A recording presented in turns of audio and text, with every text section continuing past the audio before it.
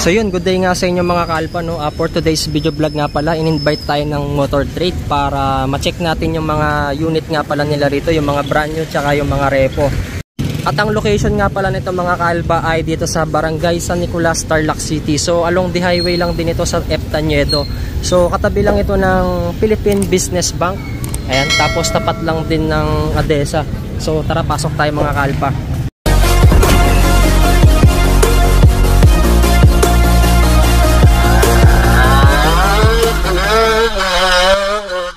Tapos ito, bubungad nga sa inyo yung mekaniko natin na si MF Works. Tapos yung marketing nila ay na ito tour guide tayo dito mga kalpa. So ito yung mga brand new nila, yung mga Bergman, yung NMAX na B3, yung mga latest na ADB. Ayan, nandito lahat. So tatanong natin dito yung down payment, tapos kung magkano yung hulugan, kung 1 year or 2 years and 3 years. Tapos kung ano pa yung mga requirements nila rito. So sa likod nandun yung mga repo. So papasilip ko rin sa inyo yung mga kalpa. So bale ito siya yung mag-guide sa atin sa price update. So tol, ano yung mga mabili yung motor dito tol? Kadalasan tol, Click 125, DOI, tsaka mga Pantra, mga business type. Mga TMX 125. So dito sa Bergman tol, simulan natin dito kasi yan yung nasa una. Bali dito kay Bergman, meron tayong promo na free helmet. Tapos ang down payment niya is 10,000 plus 3 years registration, no? Plus ito yung pinagiging monthly mo. Pag 3 years to. 3 years. Tapos kapag i-recompute naman upon kung may mag-walk-in or may mag-PPM sa atin, i-recompute po natin yan kung magkano magiging niya sa 2 years siya, 1 year. Dito tala, may tanong ako kasi dati kumuha ko ng hulugan na TMX kasi yung down payment niya nasa 3.6 yata. So pagka gusto kong taasan yung down payment niya, pwedeng bumaba itong monthly, no? Halimbawa, 15k yung ida-down ko, i-recompute siya. Mas mababawasan yung interest dun, no? Hindi ako sure sa interest, pero marirecompute. Marirecompute siya. Ayun, baka kasi mag-comment sila, so unahan ko na. Pagka-cash naman, 92,400 tol plus yung 3 years registration natin. Sagad na dito? Sagad na yan. Tapos, wala nang itatawad? Depende kung ano na. Pero wala na, sagad na yan. Pero ang previous naman ito, helmet. Dito tayo sa NMAX. Ayun yung NMAX natin. Ito pala, is top of the line. Si NMAX Turbo to. Ayan, nakikita mo naman, gold yung mags tol. Ay, may pagkakaiba nila, gold mags, tapos tingnan mo tong standard black. Tapos sa upuan tol, plain lang si standard. Si turbo, ayan may stitching na yellow. Tapos may naka-emboss na NMAX. Ewan kung kita ka sa camera, pero ayan. Ayan, nakikita. May pagkakon pa siya rito, no? Dining dito. Parang naka-aftermarket seat. Ano ba yung pinagkaiba ng standard dito sa premium? Sa standard kasi tol, ang niya, traditional CVT pa rin siya. Unlike kasi rito, kumbaga dito, tono sa bola, no? May bola pa. Ito wala na. Electronic CVT na siya. Tapos ang kasi nito, ang design kasi nito, parang na rin siya, T-Max kumbaga. Ay, X-Max pala, X-Max. Correction lang, no? Ito, makikita mo dito sa loob. Ito yung mga control panel. Ayan. Oo nga, no? Kakaiba. Alos nakikita parang same display yan. Pero kung papansinin mo, yung ibabaw niya, mas maliit yun. Ito malaki, no? Malaki. Ayan. Tapos itong maliit lang. Yan ang pagkakaiba nila. Tapos dito, control panels. Ito yung sinatawag nila yung parang electronic camera shifting yun. Yan yun. Mas advance kapag kapaunan, no? Compare mo dito yung power niyan. So ito yung sa shift. Tapos, yan, basta marami siyang button dito. May mga mode din, no? So dito, wala siya. Wala siya. Menu lang. Oo nga, no? Siyempre, mas mura tong standard, no? Mas mura. Compare dito sa premium niya. So dito sa standard tol, magkano yung difference niya? Bali, ayan, nakikita mo naman. Almost nasa 20, no? 20. Pero magkano pa yan? Wala pang kasamang dyan. Magti 3 years registration din dyan. Ayan so siya, yung 75. Cash niya 175,900. Tapos pagulugan, ayan. Ito yung down payment 2,000 plus 3 years registration. 2,000, no? Ito yung monthly niya sa 3 years. 7,753. Tapos ito naman si standard version 155,900 plus si 3 years registration. And then sa hulugan Dito sa hulugan natin, ayan. Mas mababa siya. Mababa siya talaga. Pero nasa inyo naman, reference nyo kung anong mas prepare nila. Mas prepare nila. Tapos, tapos natin dito tayo sa ADB. Ayan, ADB natin. Yung ADB, ang cash niya ay 168,430, no? Plus 3 years registration to. Lagi may ano yan, may plus 3 years registration. Di ba ito yung mga latest, yung naka-disc brake na sa likod, no? Halos lahat ng ADB na Honda tol, naka-disc brake na likod. Yung P6 pala yung hindi dati, eh. Yung 150. Pero wala na, alam sa pagkakalam ko, wala nang ganun ngayon, eh. Tapos ito yung ano niya, down payment niya, plus 3 years registration, tapos yung monthly niya sa 3 years. Bali, kung matatanong nyo kung anong requirements namin dito sa motor trade na pagkukuha kayo ng hulugan, bali one valid government ID, and then proof of income at saka 2x2 picture. Tatlo lang? Ay, wala na yung co-maker. Wala na. Basta pag halimbawa gusto nyo PM lang kayo sa namin, sa page namin, motor trade, Tarlac. Pag meron naman mag-a-assist sa inyo. Ano yung tol? Mas mainam walk-in. Pagka nakumpleto mo na lahat yun, tapos yung down payment, 1 day process lang siya. O CCI ka pa? Basta mas CCI siya tol. Pagka pan CI na proof, pwede mo na-release yun. Mabilis lang, no? Yun lang, mabilis na tol. Kasi ito yung mga ibang unit natin. Yung sa proof of income nyo, magkano yung pinaka minimum na wala naman. Basta may proof of income pa lang na pinapakita. Halimbawa, yung remittance, pwede yun? Remittance, pwede. Kung vendor ka, pag vendor naman, di ba boss, siya ay, barangay certification. Pag vendor ka, barangay business permit, no? Barangay business permit. Yun lang naman. Tapos, kung employed ka, yung kabuuan ng sahod mo sa isang buwan na payslip. Yun lang naman. Kasi yan yung mga iba nating unit. Smash. Kasi legendary Smash, no? Si Carb. Bali, ayan siya. Price niya. 63. 63,400. Tapos yung down 3 no? Ay 3 years registration. Tapos yung 3 months niya rate, 3 years niya, 3 to 64. Ayan. Siyempre kung lalakihan nyo yung down ninyo, bababa pa to. Siguro pag nag-down kayo ng 15, baka maging 2,000 plus, di ba? Malay mo. Kasi kukumpit pa naman yun, eh. Upon competition pa rin naman yun. Tapos ito si Smash FI, mas modelo. Sa legendary Smash. Kumbaga na to, fuel injected na to. Mas tipid sa gasolina. Kumbaga ang pinagkaiba nila rito, rim set na tong FI, no? Tsaka naka-mags yan, eh. Pero dalawa kasi variant nito. May variant pa to na isa tol ng naka-mags. Naka-mags then naka-disc brake. Tapos meron din naman naka-scoop pero naka-disc brake. May dalawang variant. Kumbaga yan, drum. Ito lang yung available na kulay ninyo. Bale, kung may hanapin sila ibang kulay, maghahanap po natin. Maghahanap tayo sa ibang branch para Ano ba yung available na kulay dito, tol? Kasi marami nag-inquire nito, eh. Sa mga Suzuki Smash, eh. Anong kulay available sa FI natin na Smash? Mga color na? Black, red lang, no? Tapos sa Carb. Blue, red, black. White, no? Kumbaga dito sa FI, dadalawa lang yung variation niya, no? Pero kung may mali tayong nasabi doon, paki-correct na lang nila nito, no? Tapos sa Raider FI, ayan, 21,900 plus 3 years registration. Then sa monthly natin, ayan, down sa monthly. Parang di pa rin nagbabago ang presyo ng Raider na tol, no? Ganun pa rin, no? Hindi sila nagtataas, no? Hindi sila nagtataas. Ayan. So ito 121,900, tapos yung down payment 8,000, tapos yung 3 years 5,793. Sa Raider natin, hands complete naman lahat ng kulay. Meron isang dyan, eh. Pati ito mas mura tong isa. Ay, pareho lang. Pareho lang pala. Ayan, pareho lang. Ayan yung color variant niya, no? Ito anong kulay ito? Blue, tapos ito kasi white tag na dito, eh.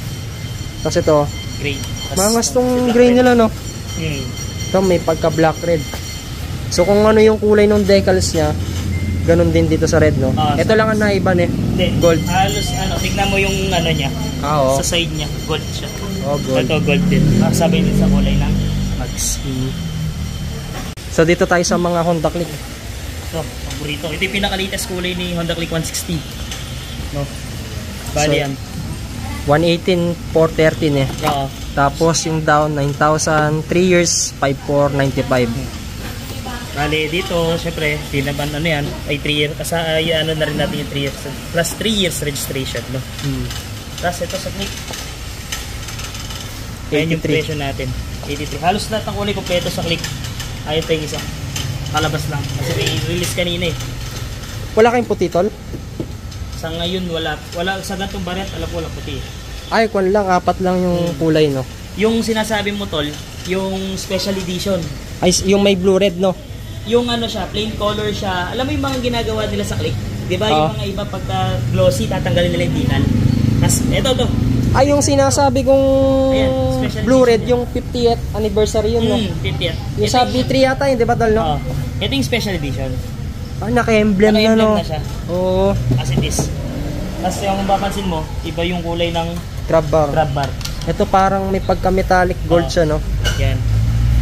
Ayan. Yan sa mga naghahat ng Honda Click. Meron tayo dito lahat ng kulay. Ito, matte naman eh.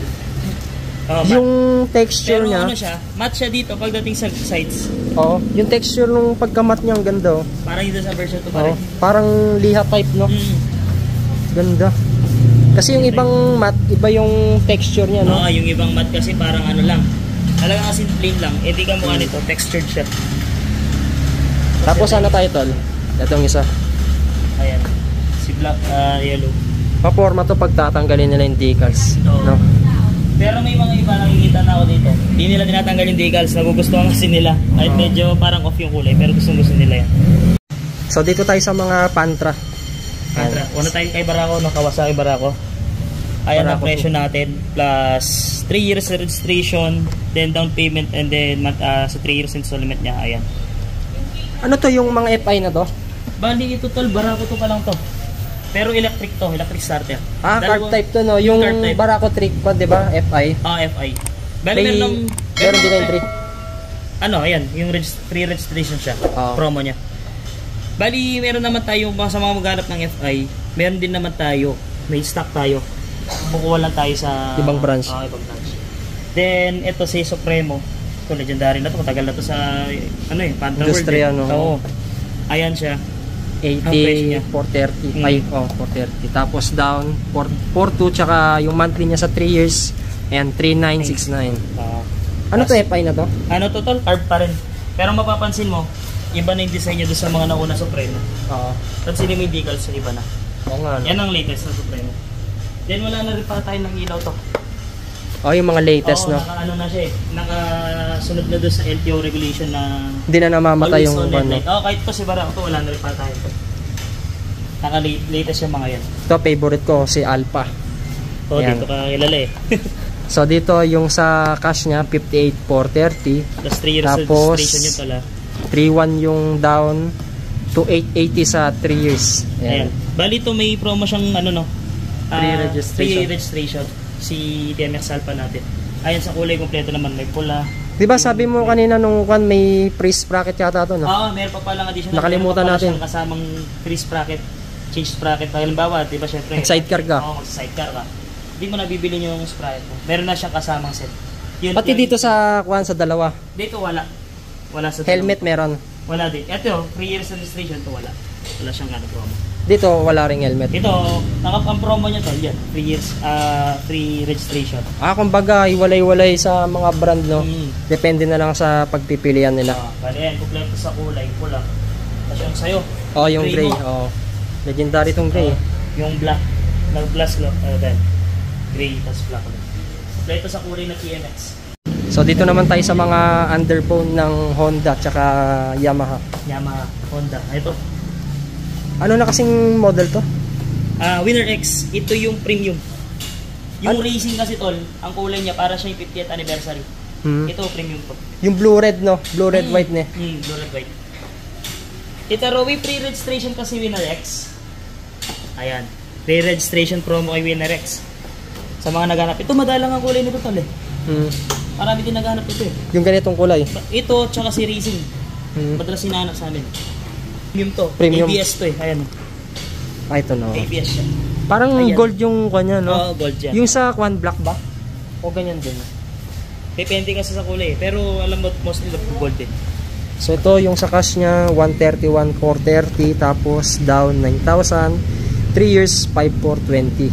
So, sniper. Latest na sniper to. Ito yung last release na ano, kaya tinatawag nila ng ABS. Ayan. Yung B3 to, di ba? Ito yung B3, yung naka-ABS. Sa Malaysia yata, Y16Z ang tawag nila dito, di ba? No. Ito, 145,900 yung cash. Tapos, down payment, 19,000. 3 years niya, 6,470. Ito, dito title plus 3 years registration to, no? Kasi ito, dalawang variant kasi yan. Ito yung ABS, ito yung NAN. Ito lang yung R. Pero ano yan, ito keyless, ito hindi. Kung titignan mo, magkaiba sila ng mukha. Mas malapad to. Oo nga, no? Mas malapad siya. Tsaka parang iba yung design niya dito, no? Oo, iba. Yan yung ano, sa sniper natin, sa Yamaha category na Underbolt. Then dito tayo sa Yamaha scooter. Bali itong mga to may promo to. Sa Mio Gravis natin, meron siyang kasamang free top box. Top box. Pwedeng top makita dyan. Bali, nakaano yun tol, nakakahon kasi. Ang itsura niyan, para siyang ano, alloy top box ang dating niya. Siya. So ito yung cash niya, 84,900. Tapos down payment, 4,400. 3 years niya, 4,039. So dito tayo sa M3. Ito sa M3 natin, sa MIUI 125. 77,900 yung cash. Registration. Down payment 4,000 tapos 3 years niya 3,708. Ayan. Then ito pala tol, additional lang. Meron din siyang kasamang free top box na libre. Promo yun, promo kay Yamaha. Yan yung ano niya, promo niya. So ang bibilihan na lang nila dito yung grab bar na kung ano. Hindi, meron na kasama tol. Ay, meron na kasama yon. Kailan lang kami may release ng ganito, may kasama ng ano. Pati doon no, baka meron na rin. Meron na rin yun. Complete set yun. Bibigay sa inyo yun, kompleto siya. Then nasa inyo naman po kung mapapa-install nyo sa amin. So ngayon nandito tayo sa likod. Ito yung mga reposes nila, mga kalpa. So mayroong Sniper, Raider, to NMAX, tapos Smash, TMX 125 Alpha, tsaka mga Honda Click. Ayan, so i-explain din ni Tol MF Works sa atin yung mga presyo rito. Bali sa ano tol, ayan, ito i-down natin sa mga unit natin. No? Sa repo natin, ayan siya, makikita nyo. Yung down niya, 6,650. Tapos installment niya within 3 years, 6,337. 6,037. Tapos yung cash niya, 133,000. Bali ano to tol, sa mga repo natin kasi, as it is where it is shot tayo. Kung may mga ano man, slight damage, ganun na talaga yun. Pero mostly naman sa mga unit natin dito, ang makina, hindi galaw, hindi galgal na. Kasi chinecheck nyo rin yun, di ba? Chinecheck din namin yan. Apan kasi darating sa amin, chinecheck namin. Tapos ito, may TMX tayo dito. TMX natin, makikita mo naman. Hindi lang tol, may tanong ako. Halimbawa, repo, di ba sa first owner, nakapangalan sa kanya yung motor. Paano yun pagka siya na yung kumuha, ano yun, sa first owner pa ba nakapangalan o sa kanya na? Tol, ang makakapagpasagot sa atin dyan, once na may mag-i-inquire sa atin, si marketing. Si marketing kasi ang mas nakakaalam pa sa akin ng mga paano yung, bawa, yung sinasabi mo, itanong mo nga. Siya ang magsasabi nun. Mamaya po na lang natin. Tanungan na lang natin siya. Sige. Kasi baka magtanong sila para may idea lang din. Ayan, cash ng TMX natin na to. For this unit po ayan, 56,696. Ayan.